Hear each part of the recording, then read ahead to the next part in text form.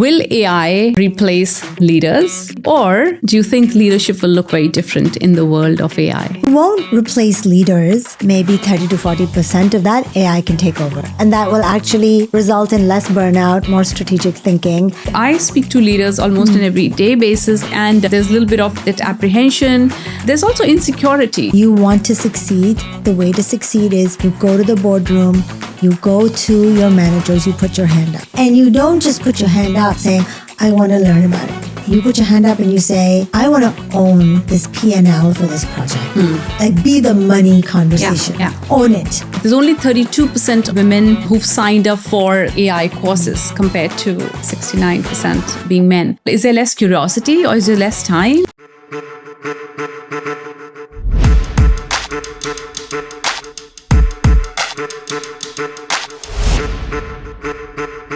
Welcome to another episode of Rewrite the Rules.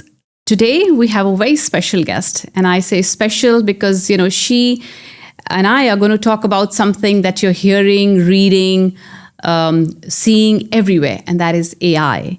So let me introduce her. Her name is Ayesha Khanna. She's the CEO and founder of Adore AI. She sits on various boards and is a great and a big advocate of women in tech. And I'm keeping it brief because I want us together to discover her journey, and we'll hear it from her. So welcome, Ayesha. Thank you so much.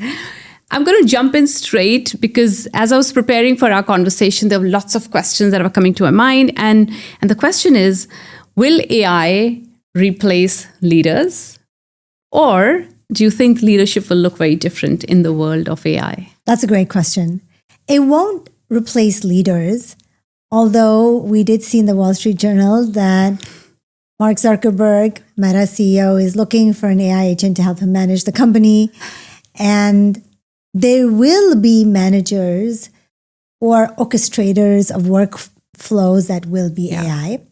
But in terms of how we define leadership, having vision, clarity, being able to manage a human or a human plus AI workforce, delivering value to the end customer and also to the shareholders, that's leadership. Leading with empathy, with strategy, with operational excellence, and most importantly, with humanity. I think that will still very much remain something that leaders do. Now, leaders have a lot of things that they do in a day. Maybe 30 to 40% of that AI can take over. And that will actually result in less burnout, more strategic thinking. And those leaders who employ AI well and then for their own time and also for their company should be able to grow the company more as well. And that's really what analysts are interested in. How much can you grow versus how efficient you are only? Correct.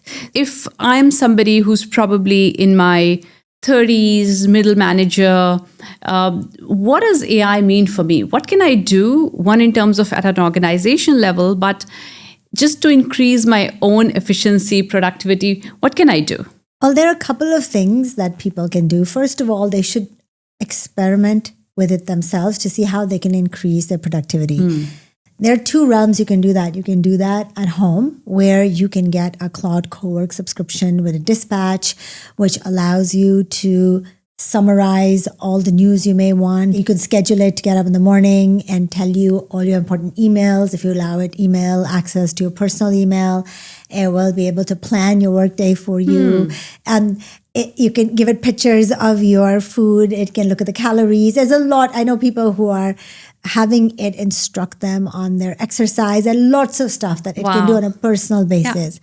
Now, when you go to your company, usually the company allows you to use a product where you can upload company documents such as files, such as reports, such as previous templates. And that has to be given with the permission of the company because it is a security issue. If you upload things to a private chatbot, that's a disaster. But if you can upload it, let's say lots of companies are partnering with Anthropic. We ourselves as a team use Claude Cowork and Dispatch. We find it incredibly powerful. It can go and look at all the latest AI news and research. And for our marketing team, it tells them what's the most exciting thing to put out there. It has a list of all our previous posts that were written by our team. So it knows the values we have, the kind of brand voice we have, and it gives us the whole week's content. Wow. Then it even reviews our captions of our images and lets us know which will work, which will not work. And that's just our marketing and research. Yeah. If we're pivoting ourselves completely differently, it will, and try to become AI managers as engineers, it will find all the latest thinking on this, what AI cost optimization is. So our engineering team is looking at that. Our engineering team is looking at how we take our years of data and how we do things, our knowledge that we've built up, merge that with the latest research, and then come up with an interactive chatbot that all of our engineers can use. So they can say, look, what is the usual quality assurance testing that we do as a team? So you do two things. You empower yourself and then you empower your team. Yeah. And that is a game changer. Easily 20 to 25% productivity increase in every team. Wow. So Ayesha, I follow you on LinkedIn, and I know you're one of the, if I can say, front runners and the voices of AI in Singapore. Tell us a little bit about your journey. I mean, I personally wanted to know that. So I thought, okay, I'll use our conversation today. Tell us how you got to what you're doing now. Well, when I started working after college on Wall Street, I started off as a software programmer. And it so happened that I was working with a trading group. So I was working on interest rate derivatives, and I had to take all the mathematical models and I had to code them up. And then I went on and did my master's in operations research, which is kind of applied statistics and applied mathematics. So I began to see more and more that I was in this area of computational finance. And that is essentially the merger of statistics and computer science. And so I was doing this a long time ago. And I did that for 12 years at a lot of different banks, and then looked at wealth management, looked at risk management, not only derivatives trading or just trading in general, customer experience, so end-to-end what banks were providing. And then when I came to Singapore after doing my PhD, I decided to start a company here. That because this was a gap that I saw. Not enough people in Asia were looking at data. They were not looking at AI enough. And very soon afterwards, we started getting clients in Singapore, in the Middle East, in the US. And of course, with generative AI coming on the scene, the demand has just really exploded since then. Right. So what does your company essentially do? So my company, Addo AI, Addo means add in Latin. What we do is we are a very specialized AI engineering firm. We go in, we help companies look at their vision for business aspirations or what challenges they're having. We reverse engineer from that AI solutions that would increase their customer base, their customer loyalty, and will enable their workers to serve their customers better. Right. Once you have that kind of North Star, it then becomes much easier to prioritize what use cases you should be using and learning. And then we organize their data and create that pilot program for them that then we help test with the domain experts. And then the key is we help it scale across the company, which means that everybody can start using it and get real ROI on it. Wow. And since you work with so many leaders, what is the biggest or maybe most commonly used or said or heard misconception or myth or lie you hear about AI? I'm sure there'll be many, but what's the most common one that you hear? The most common misconception about technology is that it's like a flip switch, that you turn the switch on and AI will take care of itself. Actually, maybe the speed at which we see things happening in Silicon Valley or AI native startups is true, but it's very hard to replicate in large enterprises. And our clients are very large enterprises. And there is a lot of resistance from human beings because they don't know what to do. Whether they're in accounting and on the storefront, in manufacturing and supply chain, nobody knows the friction that they're encountering that is leading to low P&L than they do. So once you include them in it, the whole situation changes and it starts to become this kind of rolling moss that grows and grows in profitability and efficiency. Right. And do you see a lot of resistance? Like I speak to leaders almost on an everyday basis, and sometimes I feel they say the right things, but in their heart, like they're holding so much back, and there's a little bit of that apprehension, or maybe not even apprehension. There's also insecurity. They're like, okay, this is all my knowledge. This is what I'm an expert on, and now it might just go away. Am I not going to be, valued anymore, or what's happening? So there's a lot of what's the right word? A lot of friction, so to say. Do you see that? Like, I do see a lot of apprehension, even by leaders. Right. And the reason is because they, from their own CEOs, from their own boards, nobody has sat down with them before bringing the idea of AI in, what they would do with the time it would free up.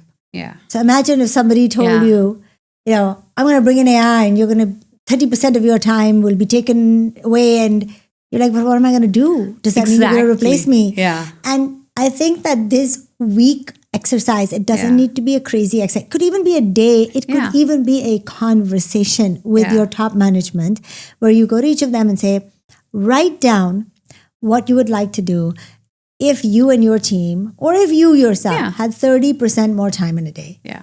So that as we implement this and you oversee it and roll it out, you can start also upskilling yourself and making the right connections with the company and with our customers to do that next part. Yeah. Then it's exciting. Correct. Yeah. I've heard some of your interviews that AI, the job or the purpose of AI is to amplify human potential. Talk a little bit more about that. I believe a lot of us, when we go to college, we have a lot of aspirations. We're, usually more idealistic. We have dreams. Yeah. And then we enter the workforce. And then we have bills to pay. We have taxes to pay, mortgages. Some of us have children. Right. Some of us have partners. Many of us have aging parents. And at the same time, we have jobs that seem endless because the competition is so much. And somewhere along that way, we start doing things that don't require us to be as imaginative or creative because there's a great pressure to create a lot of output. Yeah. I believe that if some of that pressure could be lessened with AI, taking on some of these tasks, some of these we might not even mind doing, some we might hate doing, but having that extra time can unleash that youthfulness, that interest we have, the creativity we all harbor, and give us some breathing space.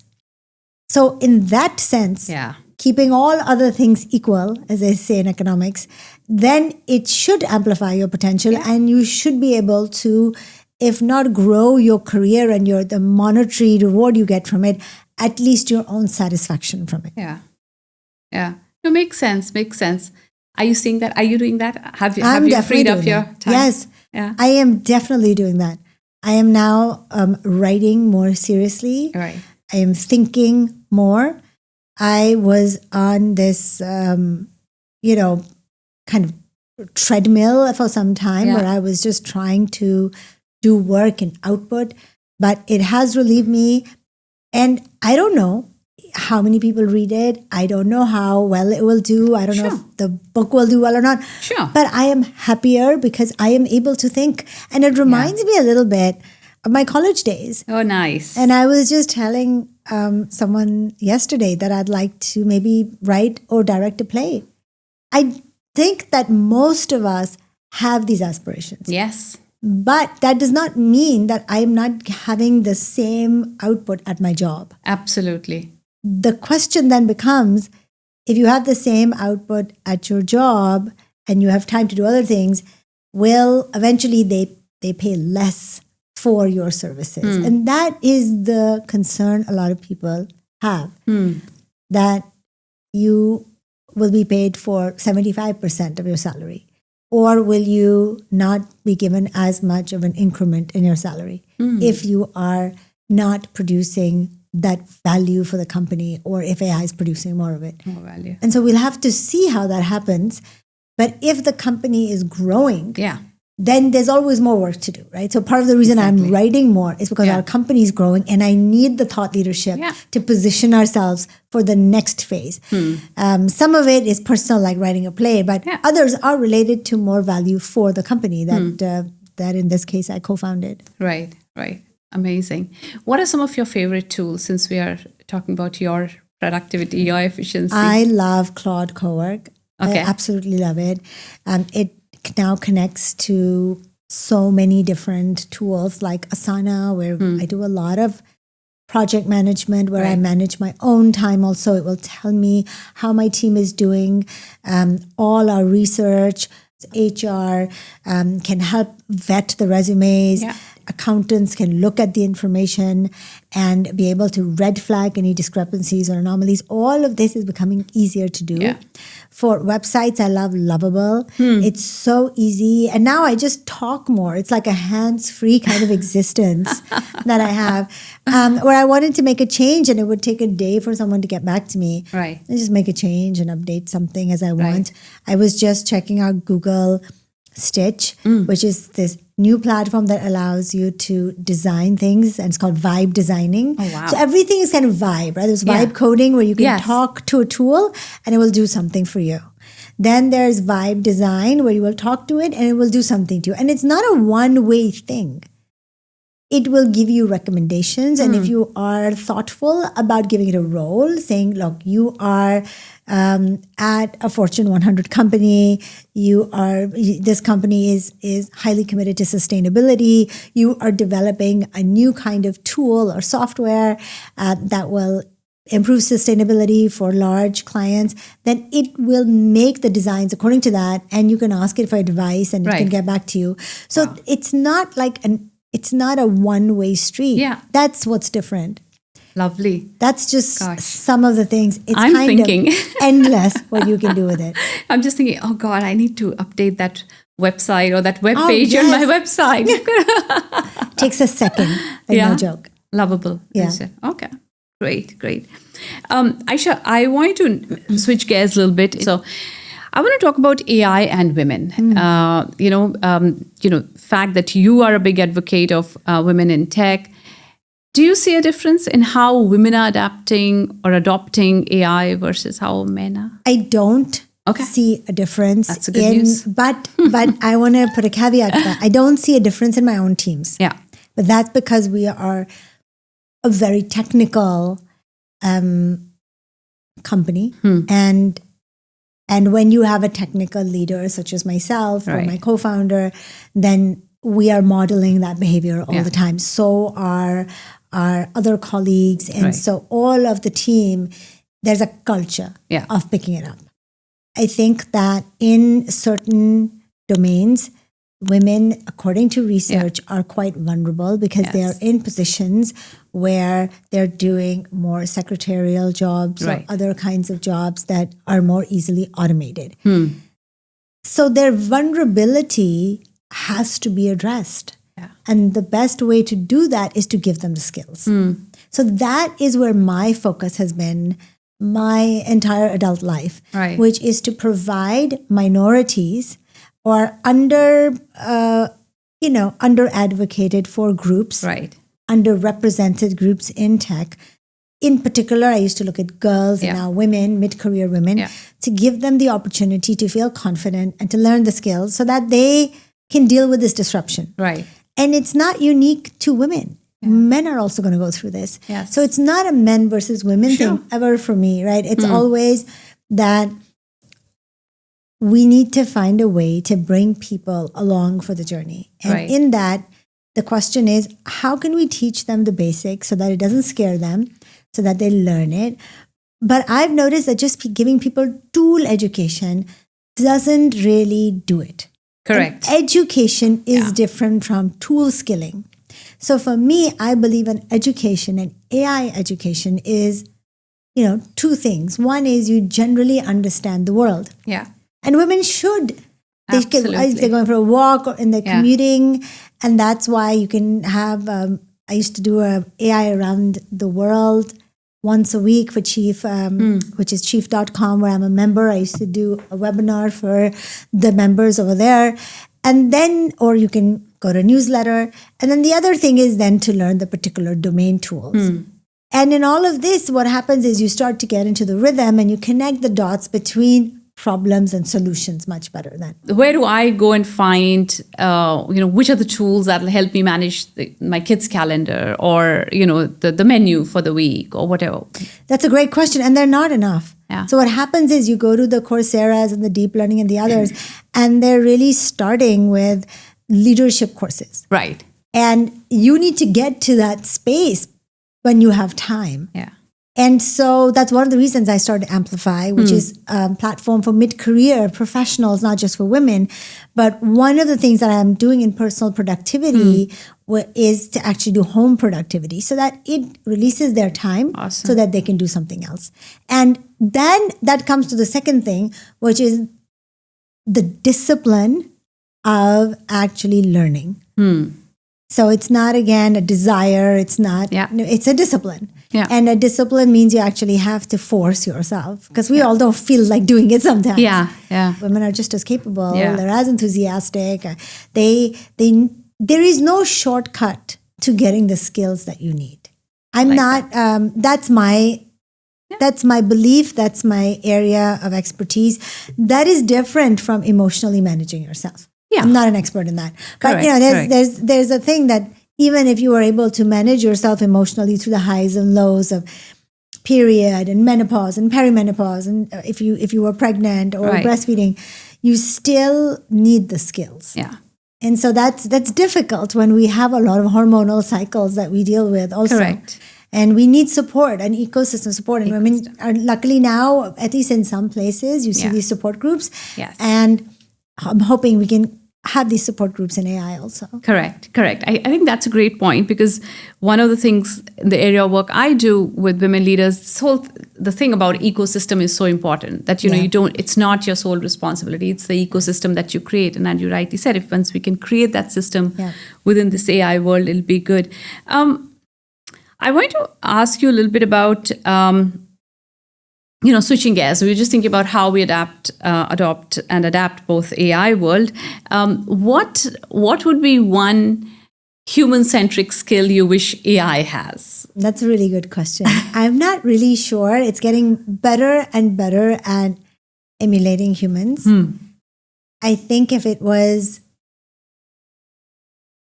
it's just much harder to read an AI than it is a human being. Right. As you grow older, with time, one becomes better at reading people. And you're like, that's a good person. It's such a simple statement, but you can feel it, right? Yes. Like, this is a good person. And you can't explain then. You can't explain it. Or But this you know person it. is a bit off. Yeah. And so with AI, it's very difficult to read AI because it can kind of, simulate different kinds of personas. And we don't really, and the developers don't really have a good grasp on how to make it value aligned. This is a new area that everybody's trying to understand.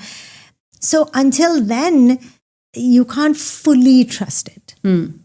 You can, the more boring it is, the more rules-based it is, or the more you anchor it in kind of this, you can't do anything but this, so you limit its own creativity, the more trustworthy it becomes. But over time, if you don't limit it, if you allow it to be creative and more human-like, then the thing missing is the ability to read it well. And I wish I was able to read it better. Yeah. Probably it'll evolve. So you will... Yes. There'll be a time where it could lead to that, right? On LinkedIn, there's a lot of thing about how, should you write posts that are AI generated or if you've taken help, right? Like people are saying, like every second post looks same because, it's AI generated. They use the same hyphen, same all of that. And then there are people who say, Yeah, but we've been asked to use AI and now we are using it. Of course, we are giving it our voice a little bit, but we're using it. So what's wrong in it? I think the jury is still out on what's a good thing. Like, is there one way of doing it or, do both? And then I was reading your post where you said that just the way today, in order for something to come up, there is SEO, like Google uses SEO, and then there'll be something around when people are searching, AI is going to throw up stuff, right? It's going to look at it's going to go and look for it all over the internet, and then it's going to throw out. And you wrote a very interesting post. Like, I'm just thinking, what does it mean for people who are active on these platforms, who are writing? How much to use AI? How much not to use? How much of your own creativity? Like, I don't know what's going on. One of the issues that's coming up now with using AI is that it is everybody's writing too similarly. Yeah. So there's certain words you can recognize. Yeah. And so unless you really give it proper direction, it can seem to be like everybody else. Yeah. And that is a valid point. It doesn't mean you should stop using AI. It can create a first draft for you. Yeah. It can do the research for you. But you have to use your own judgment and your own creativity. And so for my own posts, I will often ask it to do something for me, and then I will have to edit a long time. Yes. To the point where sometimes I think I should have just started on my own. Yes. But now I've gotten in the habit of using it. So I'm still experimenting, and then I always check one AI with another AI just to make sure that it's correct. But it also is a bit sycophantic. So if you ask if it's good, it'll say, yes, it's good. So you have to make sure that you've given it a role of somebody who's critical. So I'm always saying, what would somebody say against this? What would be their objections? What are other people saying? And in that, I find my own argument to present. Yeah. So that is it takes time to write something that you believe in. Again, it may not go viral, but that you believe in. Correct. And that is the new thing that everybody's trying to say. Like, what is your value add? What will make you stand out if every single person is using AI? Yeah. So use it, but then add something to it. Correct. Otherwise, it's going to become what they call work slop. Right? Yeah. Correct. The best thing is, for me, the research time. If you tell it to give a citation, to give a link, to not, say anything that's not factual, and to prove where she or he, like where the chatbot gets it from, then it's so valuable, because just searching for these things used to take a long time. Right.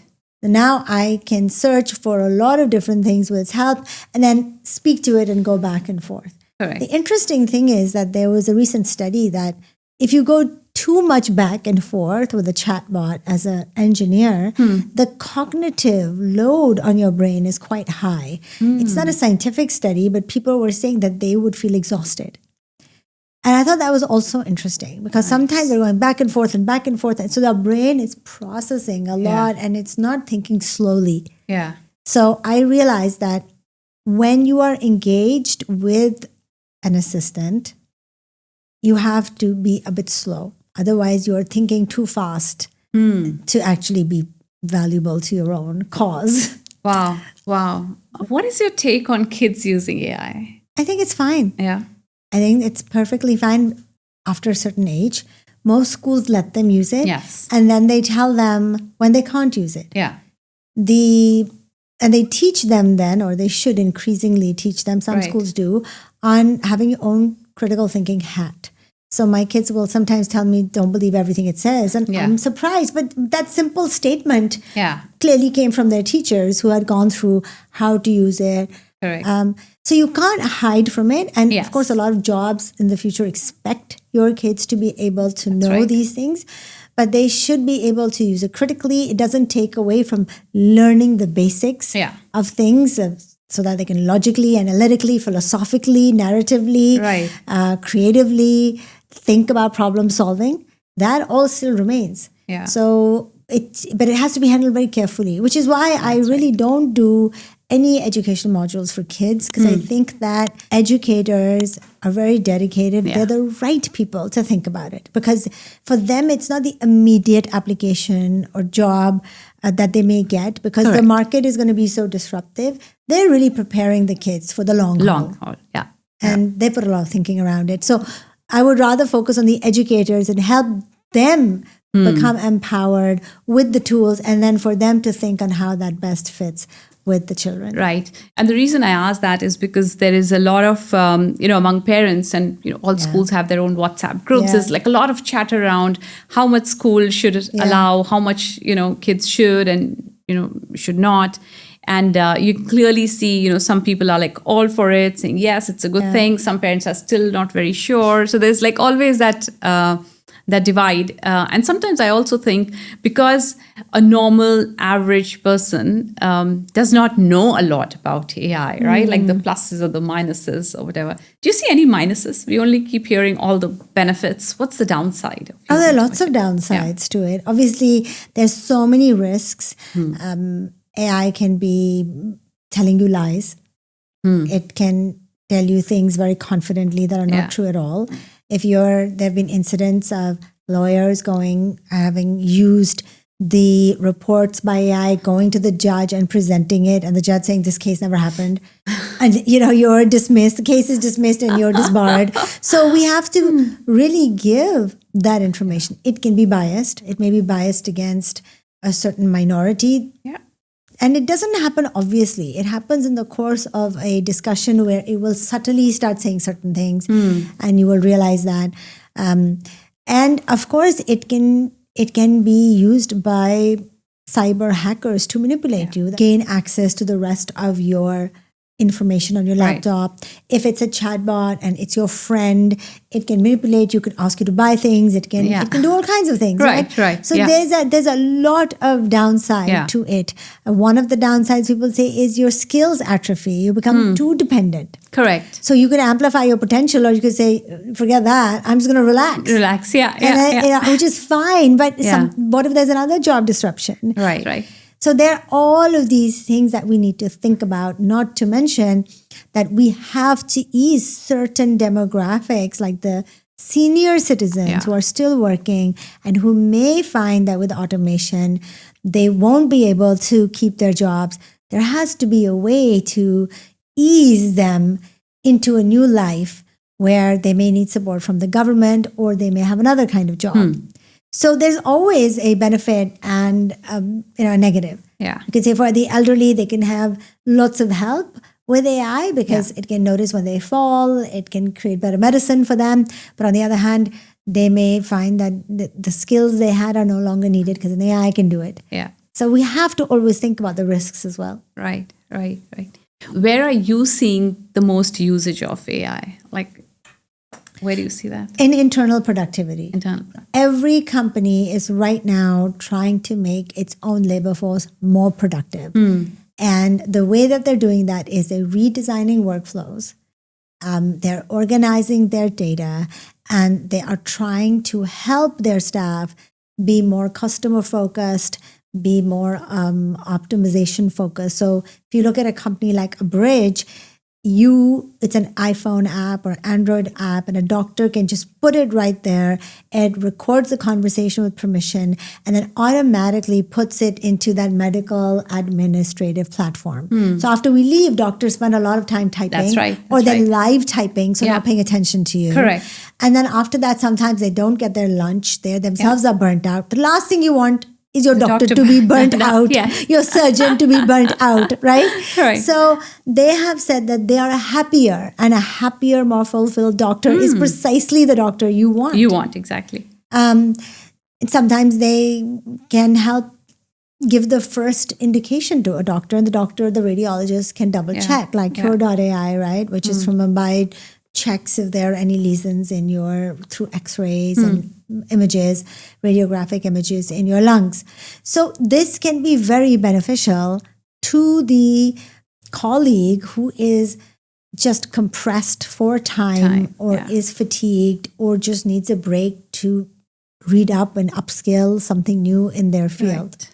And we see more and more such examples. Look, it does make a strong case for AI every which way, so there's no two ways about it. And I do hope people kind of realize that they can personalize it, use it as much as you want, use the tools that work for you. Yes. You don't want to use too much of it, don't use it, so there is play for all, I guess. There's no one way of doing this at Well, all? there's at the personal level, Yeah. they can use it however they want. However- But at the professional level, Yeah. there is a real Need. drive Yeah. for them to use it. To use The it, yeah. Future Work report says that every CEO is now looking to have the kind of colleague who is open to using AI and will work with AI. So being resistant to using AI tools, which we know are effective in increasing productivity, is not very good for one's job prospects at the moment in the world. Right. Because we were talking about all the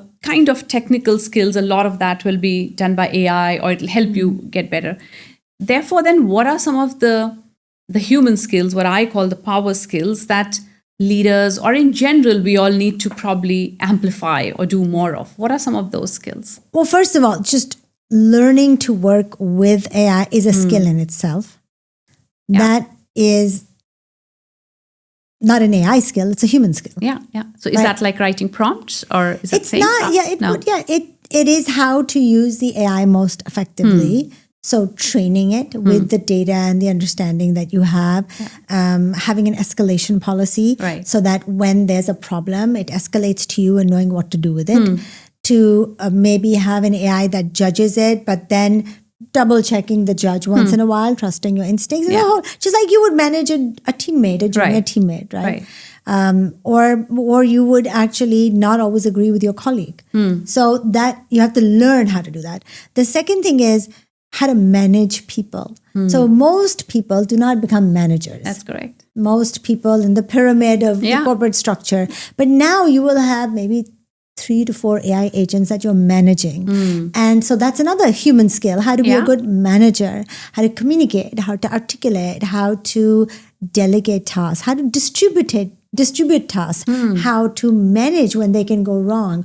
What are your policies? What's your kill switch? All of these things is something you need to think about. Yeah. You need to think about cost and how cost will be managed in such an AI native organization, because it may be convenient to use AI, but Yeah. there's no such thing as a free lunch. Free lunch, yeah. Everything's costing money. Yes. So you need to work with the tech team or with an engineer in the CFO's office and think about which model to use. And maybe not the engineering details, but still being Yeah. a business leader means you need to understand cost. That's right. Right? Yeah. Then you need to understand your customers and do communication. That's very important. Yeah. Communicate. There's something new to communicate. Right. To be transparent and understand that Gen Z want transparency, for example. Yeah. So actually things don't change so much, but actually there are a lot of hard skills you need. Okay, I want to ask you a more personal question, which is because I'm sure you get asked a lot of questions on AI and other things, but what is one question you hope people ask and you don't get asked that question? Again, I think for me, the big question that I love people to ask is not something very specific, but how do I get an AI education? And by an education, I mean in the traditional sense of education, where you had a bit of humanities and you had a bit of STEM, where you studied a bit of economics and you studied some of the literature. Right. That's an education. So we need a new kind of education in which you understand the macroeconomics of the world, you understand the geopolitics of the world. When it comes to AI, you understand supply chains, you understand how it will impact savings. And you know what? That's a lot of fun. Yeah. Because it stops being a burden and it is a conversation you can have at dinner, and you begin to understand your government, you begin to understand what you're reading in the news, and that gives you the confidence in board meetings, in cocktail conversations, in meetings in general, because you can connect the dots. Yeah. And that's what I really want people to think about. Ayesha, what should we really be looking at? What are 3-4 things that we could work on today? Or, if I read Bloomberg and I read TechCrunch and then I took this course. So what's that portfolio one could put together? Right. But hopefully, I will put that together in my platform. That's what I want. I want to do an AI education for mid-career professionals. Lovely. That's what's needed. Because I want them to be confident of their future. I'm sure it'll benefit a lot of people. And a lot of people, as you're watching this, okay, whenever it's out, please do let everybody know. We are all about rewriting the rules. Yeah. As a woman, what is one rule you have rewritten in your life? For others or for myself? For yourself. For myself. Mm-hmm. But I think for myself, it happened some time ago. Sure. But I really just don't think of failure as failure at all. The rule is that if you failed or you find something difficult, that means somebody else is also finding it difficult. Yeah. And if you can power through it or pivot through it or look for the opportunity through it, there's going to be something else exciting and creative for you to do down the road. Love that. What is your advice to mid-career women leaders? 100%. You need to beef up on AI.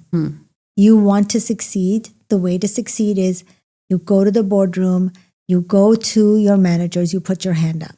And you don't just put your hand up saying, I want to learn about it. You put your hand up and you say, I want to own this P&L for this project. I be the money conversation. Own it. Take the risk. Say, I want to do this. I will do this project and I will show you how we can improve productivity and how we will actually have return on investment on this. Don't be afraid. Do it. Go then and ask others for help. But the moment you do that, you stand out. Yeah. And when you stand out, you have longevity, not just in this company, but in any company. And then put it out there, what you've achieved. Perfect. So on that note, thank you so much, Ayesha. It was lovely talking to you. And I'm sure there's lots of golden nuggets for our listeners.